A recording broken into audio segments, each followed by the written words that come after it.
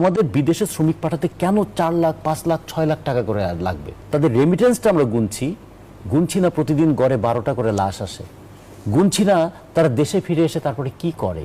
প্রতি বছর গড়ে 10 লক্ষ শ্রমিক দেশের বাইরে যাচ্ছে, তার মধ্যে প্রায় 1.5 লক্ষ যাচ্ছে নারী শ্রমিক। আচ্ছা, কত অমানবিক কাজের মধ্যে তারা যুক্ত থাকছেন। এর মধ্য দিয়ে দুটো পয়সা আমাদের আসে, কিন্তু কি পাই এবং কি হারাই। বাংলাদেশে মাইগ্রেশন কস্ট হচ্ছে সবচেয়ে বেশি, নেপালের চেয়েও বেশি, শ্রীলঙ্কার চেয়ে বেশি, ভারতের চেয়ে বেশি।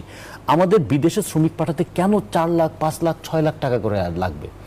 প্রথমত ওখানে গিয়ে এসে কম পয়সায় শ্রম বিক্রি করে, দ্বিতীয়ত যাওয়ার খরচটা বেশি। ফলে 3 বছর পরে যখন তার ফিরে আসার সময় হয়, তখন দেখে যে টাকা খরচ করে সে গিয়েছিল, রিটার্ন করার পরে রিটার্নি মাইগ্রেন্টটা একটা সমস্যায় পড়ে যায়। এখন দেশে এসে আমি আবার কি করব, অস্থির হয়ে যায়, আবার সে বাইরে যাবার জন্য।